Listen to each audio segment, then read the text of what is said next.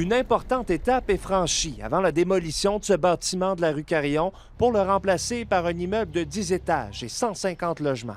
La vraie solution, c'est le logement social. Le comité exécutif de Gatineau confirme que la ville cède gratuitement à l'organisme Habitation de l'Outaouais métropolitain un lot voisin de 965 mètres carrés du terrain de l'ancienne aréna Robert Gartin, dont elle est propriétaire. C'est ça la réponse structurante aux défis d'itinérance, entre autres, là. Ça, puis les services sociaux qui entourent les besoins des gens en situation d'itinérance. L'organisme compte inclure une moitié de logements sociaux, soit des unités subventionnées, pour permettre aux locataires de payer un loyer qui représente 25 de leurs revenus. L'autre moitié des logements serait tout de même qualifiée d'abordables. On souhaite apporter au moins, il ne reste que quelques logements pour répondre à la crise du logement actuel. On s'entend que ce n'est pas suffisant, mais on espère que d'autres organismes vont pouvoir construire dans ce secteur-là pour répondre aux besoins actuels. Les gens sont fatigués. Le milieu communautaire attendait ces développements depuis longtemps.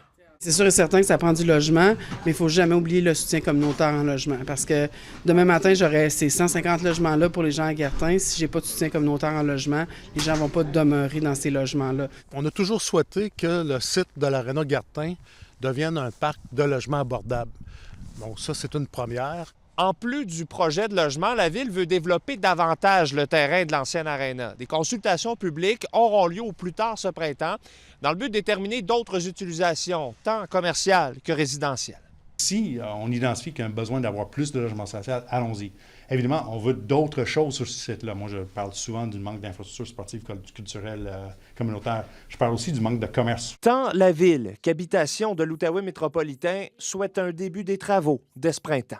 Ici Patrick Foucault, Radio-Canada, Gatineau.